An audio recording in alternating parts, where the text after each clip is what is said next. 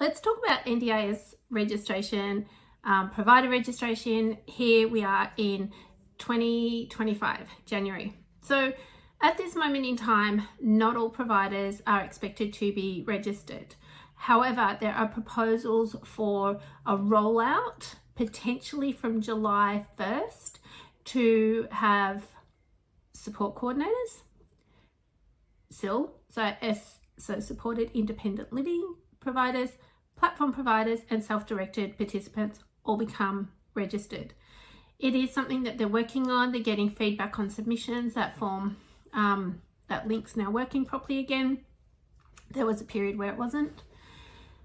So one of the biggest things that I'd love to talk to is if you are an independent service provider and you're doing SIL services, then yes, you would fall into that category at this moment in time. Now, everything I say here is subject to change. I really just also want to clarify that unless a provider really needs to be registered, as long as they've got their business set up properly, it's something that unless it's mandated, you don't have to do it, right? So where I come in as a point of difference is talking about having your business set up properly to meet compliance and legislations versus NDIS registration. They're actually two separate things, although they do cross over. So let's get into that a little bit, that differentiation, and let's get into also what we have to offer to help you with your business and everything else. So let's talk to business compliance first. Most of the things that the NDIS Commission require as part of your application to become an NDIS registered provider are things like risk management system, an incident management system, conflicts of interest, codes of conduct, and there's also looking at privacy and confidentiality and a complaints management system.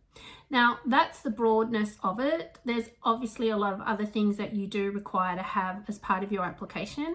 And a huge part of that is understanding the practice standards on which you're going to deliver your service. So how do you demonstrate how you're going to meet certain practice standards in your business as part of the registration, being an NDIS registered provider?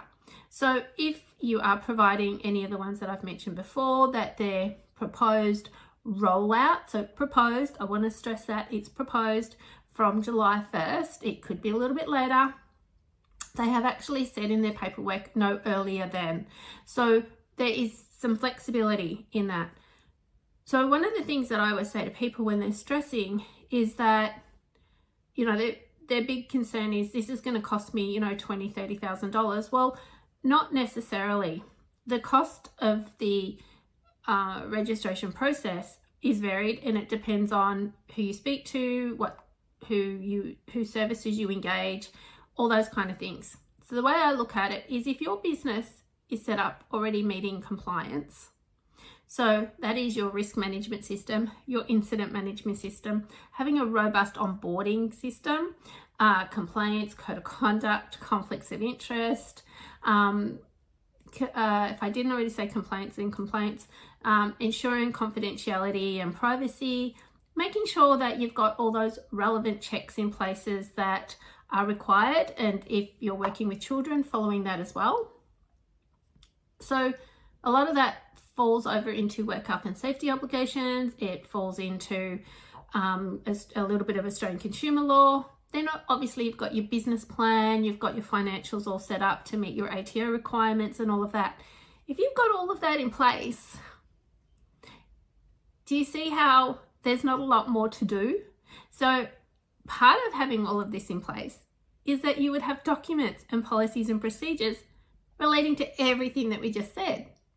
So therefore, when it comes to NDIS registration application, you're already well on your way. Now, ideally, you've already got a copy of the practice standards as they stand now, subject to change because they are working on that. The registration group is proposed to be different.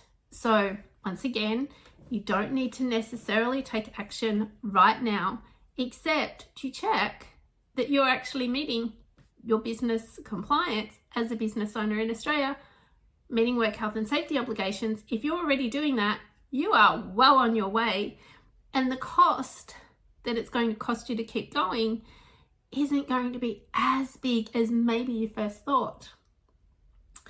you can visit the NDIS website under provider and then provider registration, and it talks about engaging consulting services or other advice. And a big part of what they say, and I'm paraphrasing, so not quoting directly, but a big thing that they do say is that providers should be part of their application.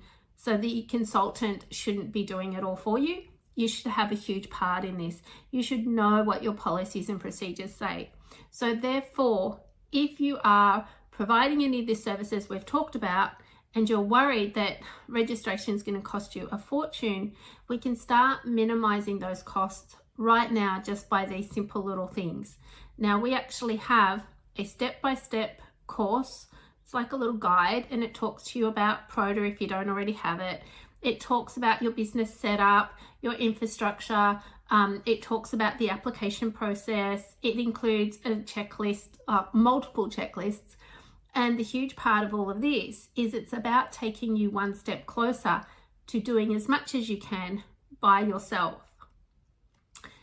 We also have the documents, policies and procedures, which I did say from January 26, that price was going up a little bit. But if you purchase the little self-paced course to take you through it, that guide to registration, if you purchase that, then there's a code in there for you to use for either the company bundle or the sole trader bundle to get that $90 back. So you invest $99 with GST now. You use the code to save that $90 to get that back, which reduces the price of the bundle. It's just these little bits of savings. Now, the audit is proposed to be, for those that I have mentioned, it's proposed to be certification. And if it is that, then that price is a little more than the other one, which I've gone completely blank.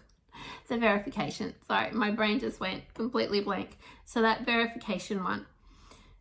So when we talk about provider registration and the costs, one of the things is that it doesn't have to be overly expensive. If you can do as much for yourself as possible, we have kept our prices down as low as possible. We have coaching programs that we can utilize, so they're 3 months, 6 months or 12 months. They can actually support you step by step, but we're not asking $10,000, like it's nowhere near that. So we want to empower you to be doing as much as you can and submitting your application that way. One of the other questions that I get asked a lot is around guaranteeing registration. So let's get into that. So the guarantee of you've spent a lot of money, whether it's with us, whether it's with, shouldn't be a huge amount with us, but whether it's the combination of working with us, the auditor, things like that. You've then also spent a lot of money, maybe with a different consultant, and here you are sitting there, audit's done, that provider or that consultant has charged you $7,000, the audit's been about 10, so you're close to $20,000. Is a guarantee that you will get registered? No, because the decision comes with the commission. They look at your application, they look at your references, they look at everything, and it's actually the where the application is processed. They're the ones that are actually going to make the final decision based on the information that you've submitted. Now, you would think that getting a consultant in that does it all for you, which is what a lot of them do, they charge you between $7,000 and $10,000 to do the whole lot for you. And that's where the Quality and Safeguards Commission has said, no, that's actually not okay. When you apply, you must have had a part in setting this up. And they've got really strict around that because they have rejected a lot of applications because the self-assessment questions have been copied and pasted. Some auditors have apparently used ChatGPT, which can be quite evident when that's been used. Little things like, when the company's been audited and they actually don't know their policy or their procedure on certain things, or how they're actually their answers don't quite match the application. So when the auditor's looking at them and asking them certain questions, they're like, yeah, this is what we do. Or, yeah, I'm not really sure. And it's kind of like, how did you answer the question then if you don't really know?